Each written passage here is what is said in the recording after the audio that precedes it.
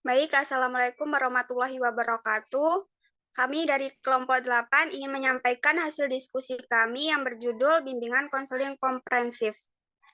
Saya Ana Ramawati sebagai moderator dan rekan saya Agustin Diacayanti sebagai pemateri.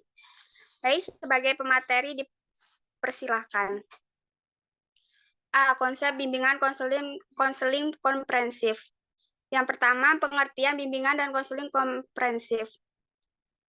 Terbitnya Permendikbud nomor 111 tahun 2014 mengamatkan reorganisasi program bimbingan dan konseling. Jika selama ini pemberian layanan bimbingan dan konseling ini di sekolah-sekolah hanyalah bimbingan klasikal atau layanan dasar dan penanganan terhadap siswa bermasalah atau layanan responsif, serta lemahnya penilaian atau evaluasi terhadap hasil layanan. Maka saat ini waktu yang tepat program bimbingan dan konseling menjadi komprehensif dan akuntabel.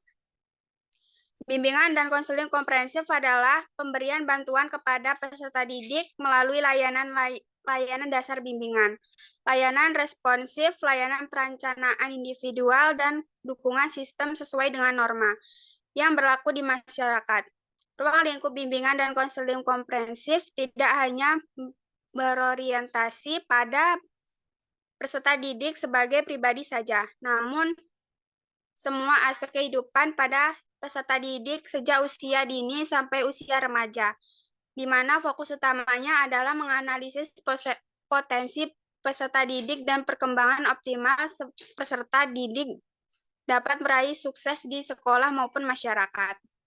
Yang kedua, tujuan bimbingan dan konseling komprehensif. Ruang lingkup bimbingan dan konseling komprehensif tidak hanya berorientasi pada peserta didik sebagai pribadi saja, namun semua aspek kehidupan peserta didik sejak usia dini sampai usia remaja, di mana fokus utamanya adalah beraktualisasinya potensi peserta didik dapat meraih sukses di sekolah maupun masyarakat. Jadi, bimbingan konseling komprehensif adalah mengarahkan peserta didik agar mampu mencegah berbagai hal yang dapat menghambat perkembangannya. Selain itu, melalui hal preventif, peserta didik mampu memutuskan dan memilih tindakan tepat yang dapat mendukung perkembangannya. Yang ketiga, fungsi bimbingan dan konseling komprehensif. Berdasarkan ada 6 fungsi yang mencakup bimbingan dan konseling komprehensif, yaitu pemahaman, membantu peserta didik atau siswa agar memiliki pemahaman terhadap dirinya, potensi, dan lingkungannya, pendidikan, pekerjaan, dan norma agama. A. Preventif, yaitu upaya konselor untuk senantiasa mengantisipasi sebagai masalah yang mungkin terjadi dan berupaya untuk mencegahnya supaya tidak dialami oleh peserta didik. B. Mengembangkan, yaitu konselor senantiasa berupaya untuk menciptakan lingkungan belajar dan kondusif dan memfasilitasi perkembangan siswa. C. Perbaikan atau menyembuhkan, yaitu fungsi bimbingan dan yang bersifat kuratif. D. Menyalur, yaitu fungsi bimbingan dan membantu individu memilih kegiatan ekstrakurikuler, jurusan atau program studi yang memantapkan penguasaan karir atau jabatan yang sesuai dengan minat, bakat, dan keahlian. Baik, selanjutnya akan dilanjutkan oleh pemateri berikutnya. Oke, yang selanjutnya adalah bentuk bimbingan dan konseling komprehensif. Program bimbingan dan konseling komprehensif merupakan model yang memfasilitasi peserta didik secara sistematis dan terprogram untuk mencapai standar kompetensi kemandirian peserta didik. Yang pertama itu ada pelayanan dasar. Pelayanan dasar dalam program bimbingan konseling komprehensif ini merupakan komponen yang memfasilitasi peserta didik dalam pengembangan karakter, kemandirian, dan kemampuan akademik. Yang kedua ada pelayanan responsif. dalam program BK komprehensif adalah pelayanan yang berisi bantuan kepada peserta didik yang menghadapi kebutuhan dan masalah yang muncul segera dirasakan pada saat itu. Selanjutnya ada C, prinsip bimbingan konseling komprehensif. Model bimbingan dan konseling komprehensif didasarkan pada prinsip bimbingan dan konseling perkembangan, di mana program disusun berdasarkan karakteristik dan kebutuhan peserta didik pada berbagai tingkat dan tahapan perkembangannya.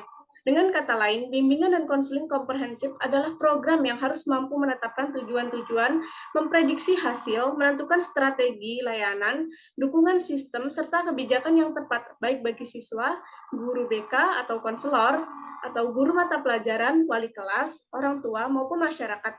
Dengan demikian, program ini berfungsi sebagai sarana pengembangan potensi siswa dalam bidang pribadi, sosial, belajar, karir, dan melibatkan sejumlah stakeholder sekolah.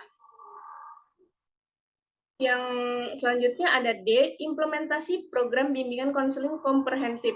Implementasi berasal dari kata Inggris yaitu implementation, yang artinya pelaksanaan. Sedangkan dalam Kamus Besar Bahasa Indonesia, implementasi berarti pelaksanaan atau penerapan. Artinya yaitu yang dilaksanakan dan diterapkan adalah kurikulum yang telah dirancang atau didesain yang kemudian dijalankan sepenuhnya. Implementasi program komprehensif bimbingan konseling merupakan paradigma baru dalam perkembangan bimbingan dan konseling.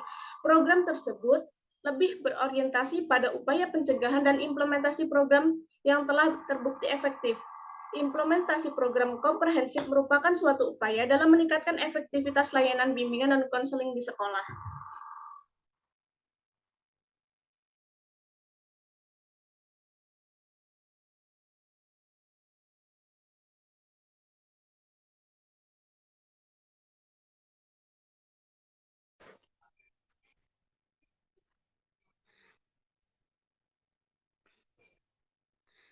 Baik, sekian presentasi yang dapat kami sampaikan. Jika ingin bertanya, diskusi di kolom komentar YouTube kami. Baiklah, kami akan membacakan kesimpulannya, yaitu pergeseran paradigma bimbingan dan konseling mengarah pada pendekatan perkembangan sejalan dalam implementasi bimbingan dan konseling komprehensif. Telah dilakukan serangkai penelitian yang harus menunjukkan efektif untuk mengimplementasikan. Sejalan dengan itu, beberapa kebijakan pemerintah menegas kedudukan yang jelas pada implementasi bimbingan dan konseling komprehensif. Diperlukan tindak lanjut yang terencana sebagai komprehensif sehingga pendekatan ini dapat diimplementasikan secara efektif.